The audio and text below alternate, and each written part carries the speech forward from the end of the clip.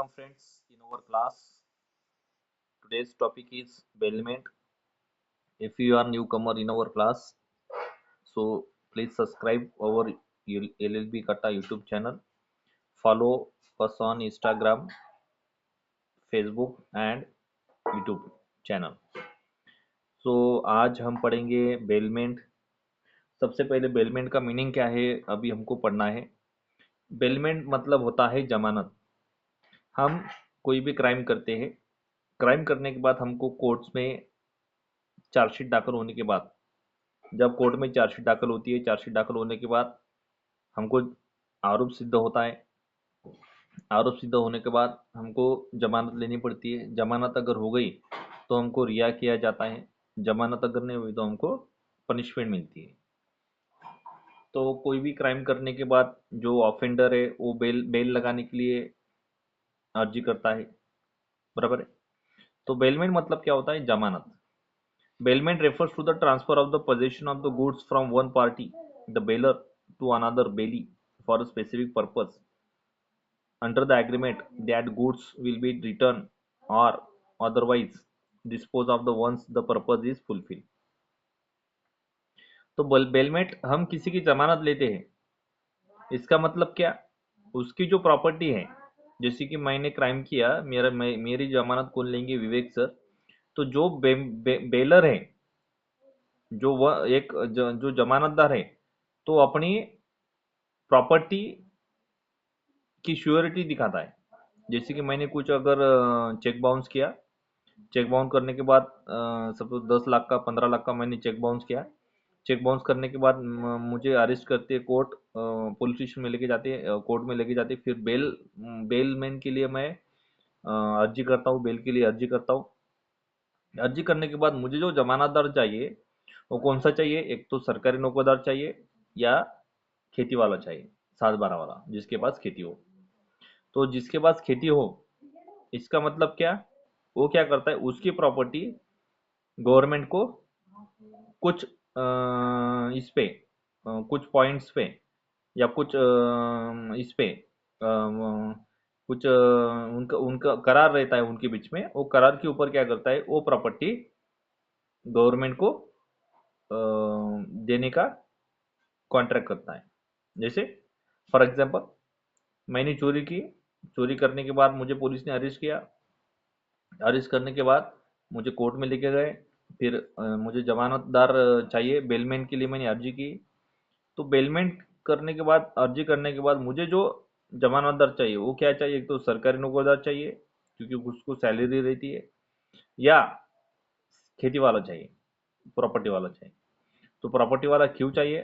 क्योंकि मैंने अगर फिर से चोरी की कल चल के, या मुझे एक बार बेल मिलने के बाद मैंने फिर से कुछ गलत काम किया, फिर से मैंने प्रॉपर्टी हड़पी, फिर से मैंने चोरी की, फिर से मैंने चेक बाउंस किया, जो कुछ भी मैंने पैसे से रिलेटेड काम किया, तो मैंने अगर पैसे से रिलेटेड काम किया तो गवर्नमेंट क्या करेगी? मुझे छोड़ देगी, और जो जमानतदार है उसको पकड़ेंगी, उसकी प्रॉपर्टी क्या करेगी? वो ले लेगी और उसका वसूल करेगी।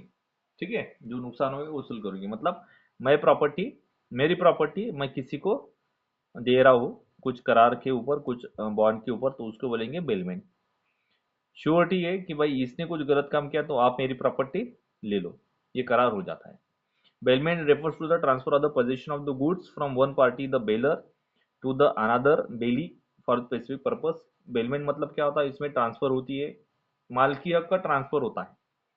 पोजेशन ऑफ गुड्स, पोजेशन म्हणजे हक, ताबा, एखाद्या व्यक्तीचा ताबा दुसऱ्या व्यक्तीच्या हातात देणं, त्याला म्हणायचं बेलमेंट. ठीक आहे. From the one party that is bailor to the another that is a bailee for a specific purpose. जिसकी प्रॉपर्टी है वो बेलर, और जिसके हाथ में दे रहा है वो बेली, बराबर है। एक पार्टी से दूसरी पार्टी को जमानत सॉरी प्रॉपर्टी ट्रांसफर कर रही है, जो कर रहा है उसको बोलेंगे बेलर, और जिसको दे रहा है वो हो गया बेली। ठीक है, और उसका क्या रहता है? स्पेसिफिक पर्पस, मतलब कुछ उसको उद्देश्य रहता है या उसका कुछ हेतु रहता है।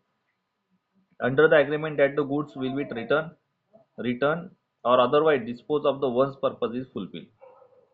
इस आधार पर प्रॉपर्टी ट्रांसफर होती है या पोजीशन ट्रांसफर होता है कि कुछ दिनों के बाद मैं जब ये अपनी मुदत खत्म हो जाएगी तो मैं पेमेंट आपको दे दूंगा, या आपको मैंने जो चीज है वो आपको दे दूंगा, ठीक है। और उसके बाद देने के बाद आप क्या करो, वो प्रॉपर्टी मुझे दे दो, ठीक है। Under the agreement that the goods will be return or otherwise dispose of the once purpose is fulfil. जब कभी एक व्यक्ति का जो उद्देश्य है वो अगर फुलफिल हो गया तो वो प्रॉपर्टी क्या करेगी, उसको रिटर्न मिलेगी जिस व्यक्ति ने वो प्रॉपर्टी उसको दूसरों को ट्रांसफर की है। ओके, तो इस आधार पर वो प्रॉपर्टी एक व्यक्ति से दूसरे व्यक्ति को ट्रांसफर की जाती है। For example, if you give your clothes to the dry cleaner, you, the baler, are entrusting your clothes to the dry cleaner, the bailee, who must return them after the cleaning. The ownership of the goods remains with the baler, and the bailee is responsible for their safe keeping. जैसे कि मैं मेरे कपड़े dry cleaner को दे रहा हूँ, तो मैं क्या होगा, बेलर होगा। जो प्रॉपर्टी ट्रांसफर करता है वो हो गया बेलर, जिसको प्रॉपर्टी मिलती है वो क्या हो गया, bailee. Interesting your clothes to dry cleaner, इस आधार पर, इस विश्वास पर दिया जाता है प्रॉपर्टी दूसरे व्यक्ति को। Who must return them after the cleaning, कि वो जो बेलर है, जो ग्राहक है, वो क्लीनर को कपड़े इस आधार पर देता है कि वो फिर से उसको रिटर्न मिलेंगे। कैसे, क्लीनिंग करके, मतलब स्वच्छ करके, साफ सुथरा धोके वो कपड़े उसको फिर से रिटर्न मिलेंगे। इस आधार पर वो कपड़े उसको दिए जाते हैं, ठीक है। The ownership of the goods remains with the baler, the ownership of the goods remains with the baler and the bailey is responsible for their safe keeping। लेकिन जो ओरिजिनल ताबा रहता है वो बेलर का ही रहता है। जैसे कि मैं आपको कपड़े दे रहा हूँ, या मैं आपको कुछ पेन दे रहा हूँ, पेंसिल दे रहा हूँ लिखने के लिए, तो मैं क्या होगा, बेलर। लेकिन आपको फिर से वो प्रॉपर्टी मुझे रिटर्न करनी है कि घर पे लेके जाना है, विवेक सर?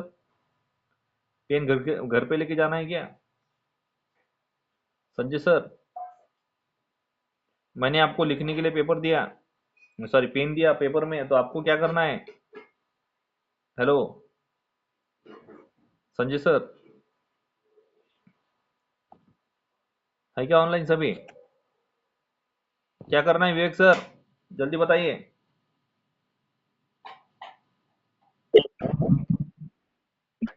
रिटर्न करना है। मैंने आपको कुछ प्रॉपर मैंने आपको पेन दिया पेपर में लिखने के लिए, तो वो लिखने के बाद आपको रिटर्न करना है, ना कि घर लेके जाना है। उसके जो ओरिजिनल वो मेरे पास है, मैंने आपको कुछ टाइम के लिए दिया है, आपका काम होने के बाद मुझे रिटर्न करना है, बराबर है। द बेली रिस्पॉन्स, और कोई चीज रखने के लिए दी है टेम्पररी, तो आपका ये कर्तव्य, को क्या करते हो आप, तो उसको क्या करें आप, सेफ कीपिंग में रखे। सेफ कीपिंग मतलब साफ सुथरा रखे, प्रोटेक्टफुल रखे, उसकी सेफ रखे, मतलब अच्छी तरीके से रखिए, ये आपका काम हो जाता है। जैसे कि मैं आपको दे रहा हूँ कुछ प्रॉपर्टी, जैसे कि मैं आपको सोने की अंगठी, कुछ गहने दे रहा हूँ, उसके बदले में आप मुझे पैसे दे रहे हो, तो मैं आपको कुछ दे रहा हूँ, तो मैं होगा बेलर, आप हो गए बेली। आप अगर सोनार हो तो आपको क्या करना है, वो प्रॉपर्टी सेफ रखना है, रॉकर में रखना है, ना कि रास्ते पे रखना है। रास्ते पे रखेंगे तो लोग लेके जाएंगे, और लॉकर में रखेंगे तो सेफ रहेंगी, ठीक है। और कुछ टाइम के बाद, कुछ दिनों के बाद, जो कुछ भी कॉन्ट्रैक्ट फुलफिल होता है, पैसे की देवान घेवान हो जाती है, उसके बाद वो प्रॉपर्टी फिर से मुझे मिलनी है, क्योंकि उसका जो ओनरशिप है, उसका जो मालकियत है, वो किसका है, मेरा है। डॉक्यूमेंटरी मेरा है या अलग तरीके से मेरा है, ठीक है। The belly is responsible for the safe keeping, और जो बेली है, जो उस प्रॉपर्टी को रखता है, उसका कर्तव्य है उसको सेफ रखने का। तो इस प्रकार से ये बेलमेंट और बेलर का और बेली का, ये तीनों का भी अर्थ आपको समझ में अगर आया होगा तो आप चैनल को सब्सक्राइब करें, शेयर करें और कमेंट करें। Thank you.